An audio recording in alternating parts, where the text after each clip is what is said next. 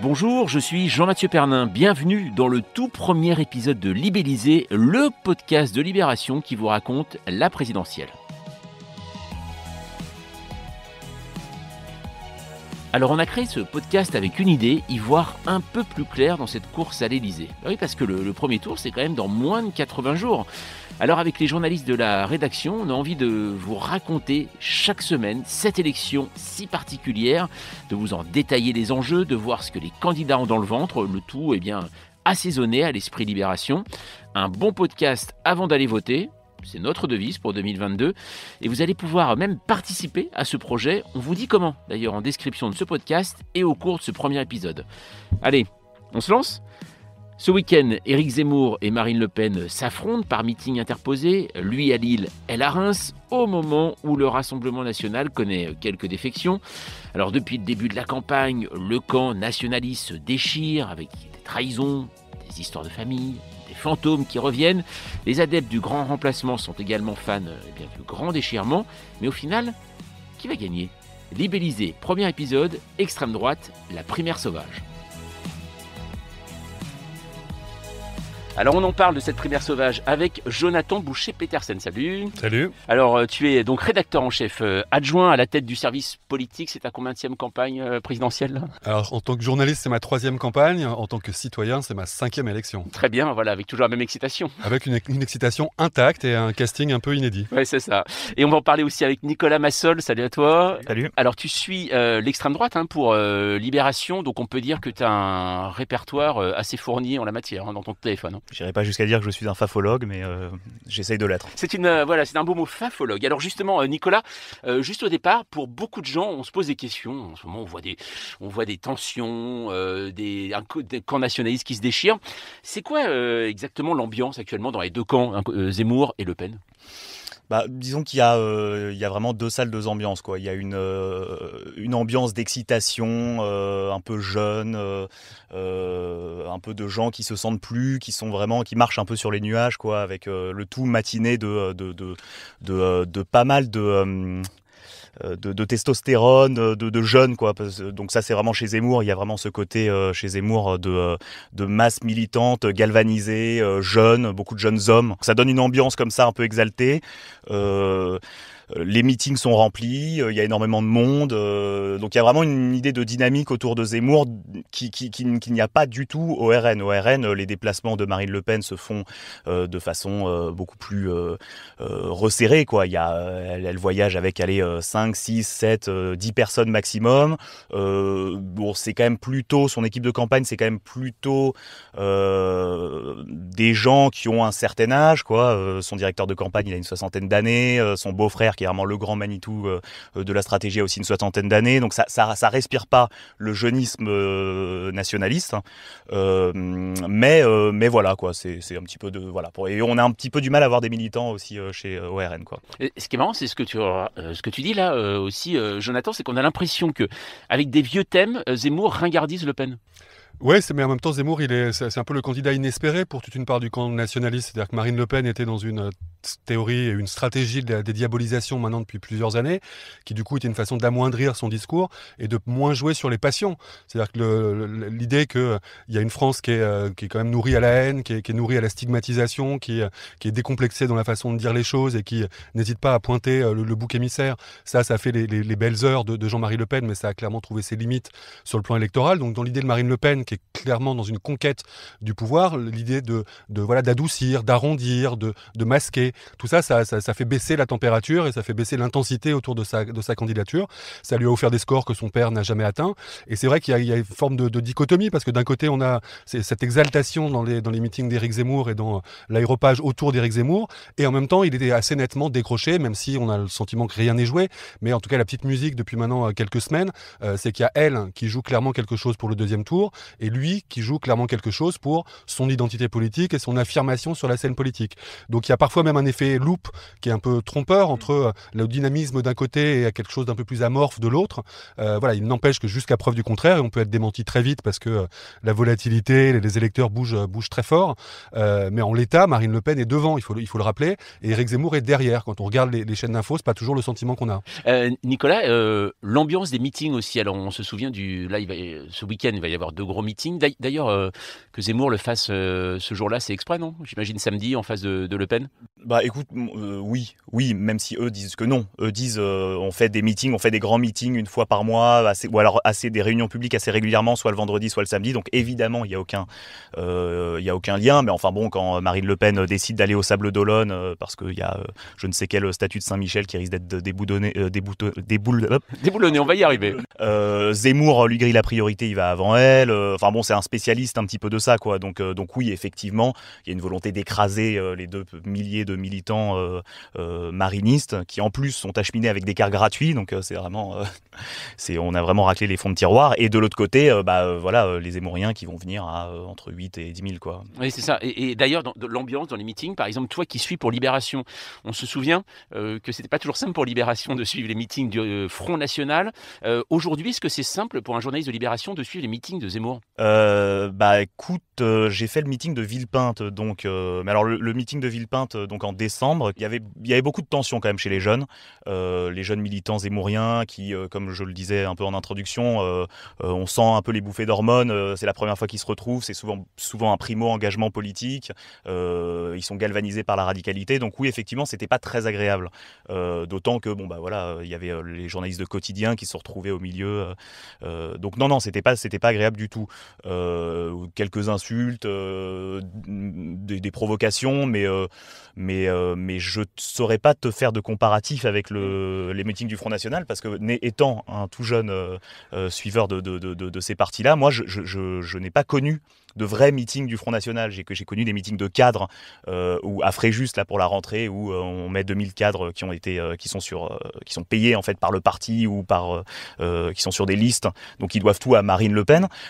Mais des vrais militants en meeting Front National qui gueulent "on est chez nous", ça j'en ai pas connu. Non, mais ça ressemble plus les meetings de Zemmour aujourd'hui. C'était en gros les 1er mai historiques des défilés de Le Penistes. Toute cette jeunesse nationaliste adepte du coup de poing.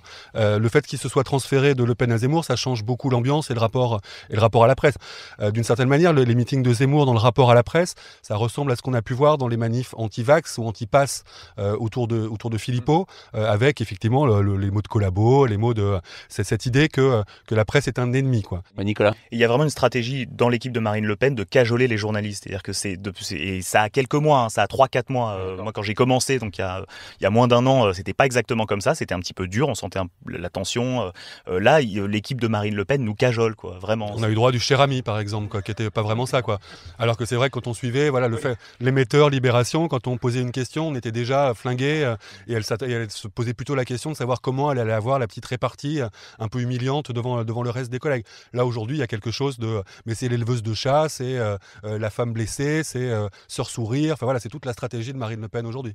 Il y a une chose aussi qu'on a un peu de mal à comprendre, Nicolas, c'est quand on regarde Éric Zemmour, là on a assisté à quelques ralliements. Alors c'est pas forcément les gens les plus médiatiques, mais c'est des prises qui embêtent Marine Le Pen, on le voit en ce moment. Pourquoi finalement ces gens se rallient juste dans la technique politique? Pourquoi ils se rallient au moment où Zemmour est plus bas dans les sondages qu'à l'automne où il était plus haut? C'est une bonne question. La réponse est sans doute à chercher dans l'après, quoi. C'est-à-dire que ces gens-là ont acté la défaite de leur camp, c'est-à-dire de l'extrême droite. Personne ne peut croire que Marine Le Pen ne gagnera. Ce qu'elle peut espérer faire de mieux, c'est de perdre à entre 40 et 45%. Ça, c'est un peu le rêve. Ce serait une sortie honorable. De même, chez Zemmour, maintenant qu'il stagne entre 10 et 12%, on n'espère pas. Donc, en fait, la question, c'est qu'est-ce qu'on fait ensuite? Mais juste pour répondre sur ça, Éric Zemmour, dans un premier temps, c'est le jaillissement de l'homme providentiel. C'est le jaillissement d'un homme qui décide de prendre ses responsabilités. Son principal argument pour justifier sa candidature, c'était de dire de toute façon, tout le monde sait qu'elle ne peut pas gagner. Elle, Marine Le Pen. Donc en creux, c'était une façon de dire, moi, je vais créer une autre dynamique que ça. Donc, mais c'est vrai qu'aujourd'hui, quand on regarde la nature des ralliements, au-delà des quelques cadres RN qui ne sont pas des cadres d'absolu premier plan, Gilbert Collard a une surface médiatique, mais bon, c'est Gilbert Collard. Il n'y a pas une proposition de loi qui vient de Gilbert Collard, il n'y a pas de réseau Collard, mais c'est une figure médiatique qui permet de faire un week-end sur BFM TV, en gros. Mais derrière, il y a encore ces jours-ci le Parti de la France de Karl Lang. Quand on voit un Bruno Maigret qui tout d'un coup revient, 36-15, j'existe. Et quand on pointe un peu les figures qui basculent, c'est des figures qui ou étaient déjà marginalisées au Front National, ou restaient juste par appât du gain ou pour avoir la petite indemnité parlementaire, mais c'est pas le premier cercle des marinistes en phase avec sa stratégie plus sociale. Alors je vous le disais dans l'intro de ce podcast, on aimerait bien partager ça avec vous et donc on attend bien sûr vos messages sur libellisé@libération.fr. Alors vous imaginez bien que pour un premier épisode, nous n'avons pas exactement croulé sous les mails et les messages vocaux. Alors, on a quand même rencontré quelques personnes qui nous ont bien donné leurs sentiments par rapport au sujet du jour. Et c'est le cas de Sabrina, qui, elle, se demande s'il n'y a pas autre chose derrière ce possible rapprochement entre Marion Maréchal et Éric Zemmour. Bonjour Sabrina, 38 ans de Rennes. J'ai une question. Est-ce que si Marion Maréchal rejoint Éric Zemmour, est-ce que ce duo a la capacité de passer devant Marine Le Pen au premier tour en convainquant finalement un électorat féminin qu'il n'a a priori pas? Voilà, alors on a entendu à l'instant là, Sabrina. À ton avis, Nicolas, est-ce que l'une des épines aujourd'hui dans le pied d'Éric Zemmour, c'est le fait qu'il n'imprime pas du tout auprès des femmes et qu'il a eu en effet en plus des déclarations assez outrageantes. Et le fait de s'associer à Marion Maréchal, est-ce qu'il y a un peu de ça aussi derrière cette alliance ?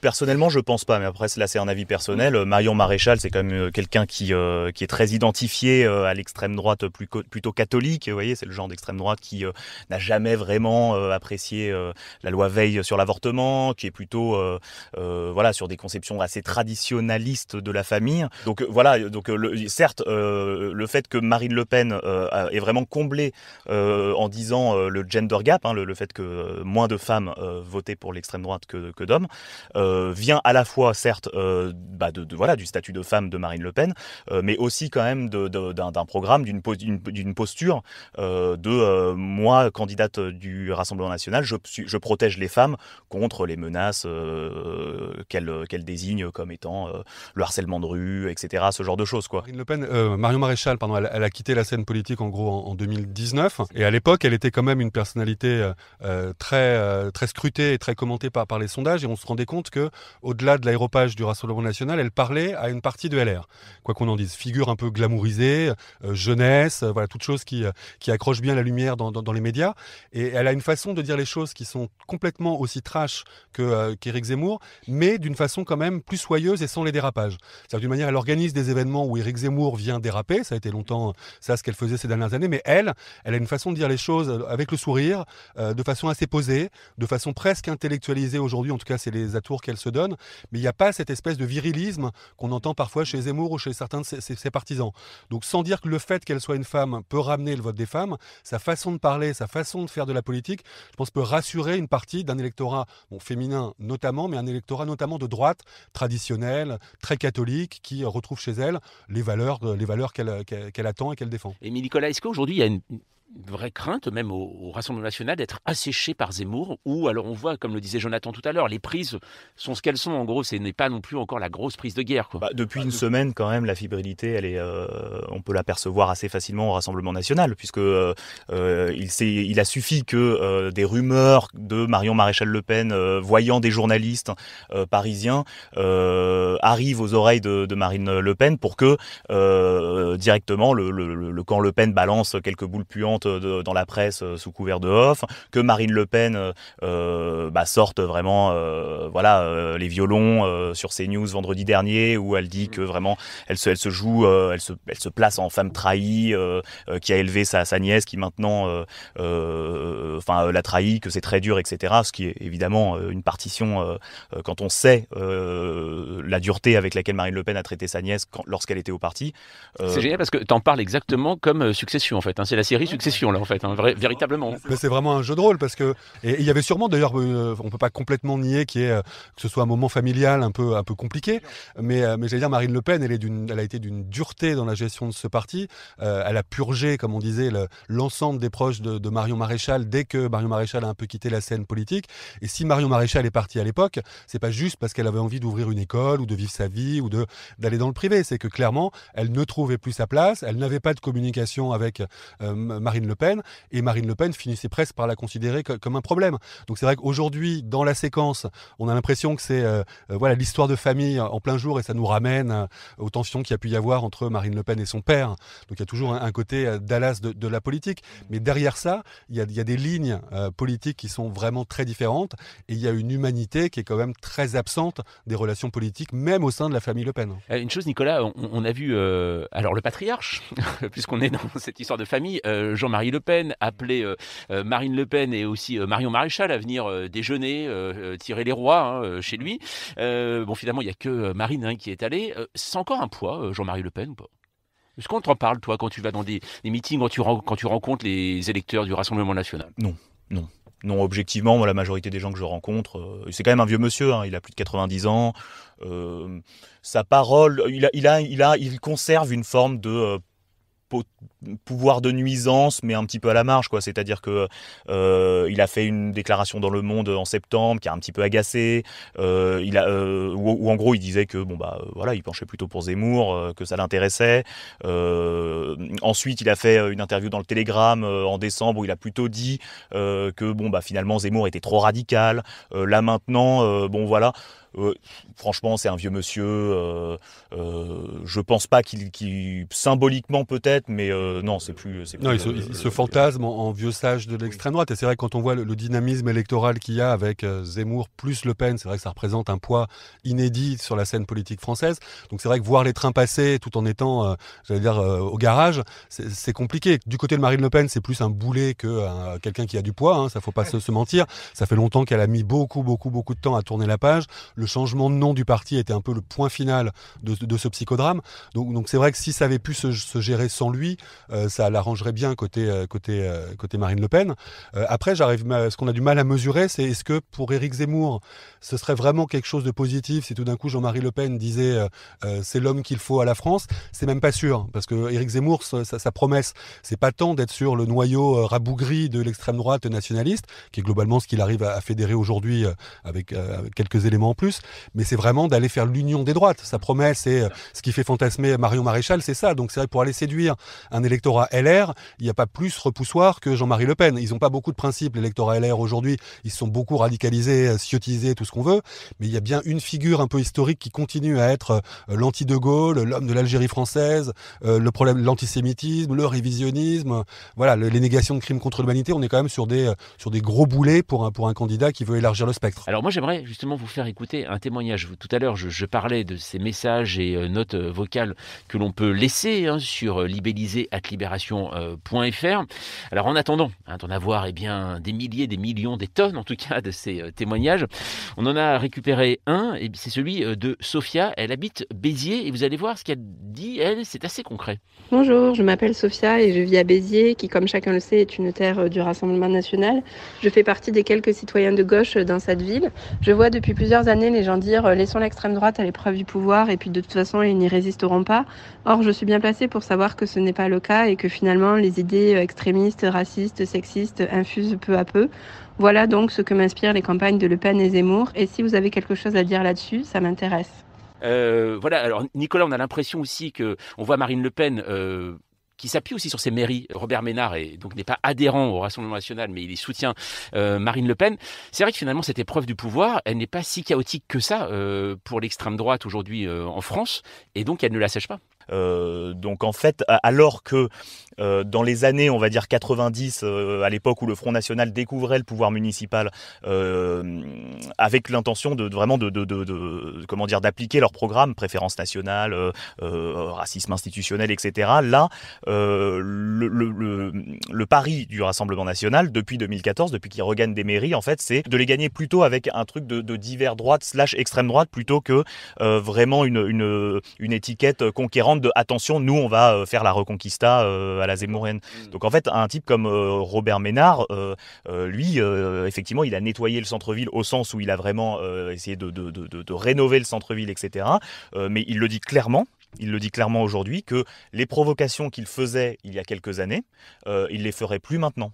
Juste une dernière chose, Nicolas, quand on a fréquenté les meetings, a fréquenté les militants, et notamment Éric Zemmour, qui est donc le personnage qu'on connaît le moins, même si on le connaît en tant que journaliste, mais en tant que personnalité. C'est quoi le rapport des militants avec Éric Zemmour ? Lui s'imagine comme un homme providentiel. Est-ce qu'il l'imagine vraiment un homme providentiel ? Ah oui, il y a un aspect vraiment totalement ridicule d'idolâtrie la plus totale pour Éric Zemmour. C'est-à-dire qu'Éric Zemmour, en fait, c'est quelqu'un qui flatte énormément on va dire l'orgueil mal placé de toute une classe, je pense, moi, de la société, quoi. C'est en gros la bourgeoisie de droite qui a des envies de culture, ou en tout cas des prétentions à être cultivées. Donc en fait, quand Éric Zemmour, c'est assez marrant ça, moi je me souviens d'un moment par exemple, c'était à Nîmes, où Éric Zemmour parle des bouquins qu'il faudrait lire, quoi. Alors il dit Chateaubriand, il dit Cardinal de Ré, enfin vraiment les trois références qu'il étale à chaque fois, et tout le monde s'est mis à l'applaudir, à se rengorger, et en fait il y a vraiment ça, quoi. C'est-à-dire il y a l'idée que dans ce monde politique où depuis De Gaulle, depuis Pompidou, les Français sont très sensibles à ça, quoi. Enfin, en tout cas, c'est ce qui se dit. Zemmour est un intellectuel cultivé, qui parle bien, qui a des références littéraires, culturelles. Donc en fait, ça flatte vraiment à la fois les anciens et en même temps les jeunes qui sont dans une idolâtrie totale. Mais il y avait vraiment le cœur militant, on va dire, de la Zemmourie, c'est Génération Zemmour. Et qui sont effectivement dans une idolâtrie totale, puisque je ne sais pas si vous avez vu, mais récemment là, on a vu une vidéo d'Éric Zemmour en train de jouer au tennis. Tout à fait, oui. Assez mal d'ailleurs. Alors c'était assez bizarre, parce qu'on ne voit pas son adversaire en plus, c'est ça qui est bizarre. On ne voit pas s'il met des balles dans le terrain, quoi, parce que franchement... Enfin bon. C'était une vidéo en effet diffusée sur le compte de Reconquête, notamment sur YouTube et sur les réseaux sociaux. Et donc par contre j'ai appris un terme avec toi, Nicolas, c'est la Zemmourie, c'est ça, on dit la Zemmourie ? Oui, alors la Zemmourie, la Le Penny, c'est peut-être que... C'est peut-être c'est des choses que je dis comme ça, mais bon. Ah non, mais la Zemmourie, très bien. Il n'y a jamais eu même quand Marine Le Pen était plus en dynamique, elle n'était pas contestée, il n'y a jamais eu cet amour militant. Elle a essayé de le développer. Il y a quelques scènes évidemment quand on va faire un marché dans une ville RN, on trouve toujours 3 personnes pour avoir envie de faire un selfie, mais elle n'a jamais galvanisé les foules. C'est une très mauvaise oratrice. On se posait la question avant de Villepinte de savoir est-ce que le chroniqueur Éric Zemmour était capable de faire des discours qui transportent, qui galvanisent, qui tiennent une salle. Clairement, c'est le cas. Est-ce que ça suffit dans une campagne électorale ? C'est pas dit. Mais c'est vrai que la folie qu'il y avait autour de Macron la dernière fois avec ce personnage qui débarque, qui fait envie, en tout cas à une partie de l'électorat, lui retrouve ça. Donc c'est sur des créneaux de haine et beaucoup moins de progressisme ou de valeurs positives. Mais voilà, il y a quelque chose de l'ordre du réveil français qui s'incarne par ce personnage-là. C'est un réveil très franchouillard et assez faussement lettré, mais pour l'instant ça marche. Voilà, même son slogan, c'est ça qui est marrant, Impossible n'est pas français, c'est quand même un film avec Pierre Mondy. Voilà, c'est ça qui est assez étonnant des années 70. Alors justement, on parlait de Pierre Mondy, c'est un peu la culture aussi, Pierre Mondy. Pour conclure cet épisode, en fait, chaque semaine, on va vous recommander un livre, un film, un disque à écouter en fonction de la thématique. Alors, moi, cette semaine, j'ai envie de vous recommander un documentaire, un docu, qui s'intitule Steve Bannon, le grand manipulateur. Alors, il est disponible en VOD sur YouTube.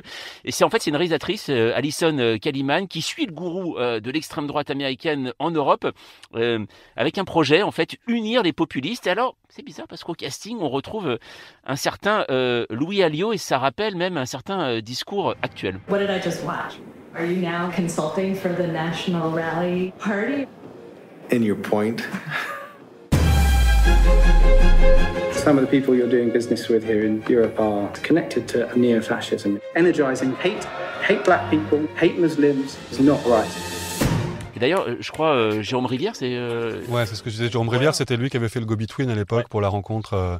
Mais clairement, voilà, c'est ça, on voit bien que ce qui s'inscrit dans la logique Trump ou la logique Bannon, elle est beaucoup plus du côté Zemmour que du côté Le Pen. Ouais, c'est ça. Donc ça, c'est à regarder. Alors pourquoi pas une BD ? Moi, j'en ai repéré une. C'est La Présidente, qui est signée François Durper et Farid Boudjelal, qui imagine l'arrivée de Marine Le Pen à l'Élysée. Bon. Et pour la musique, pour les Le Pen, c'est normal, Sister Sledge avec We Are Family.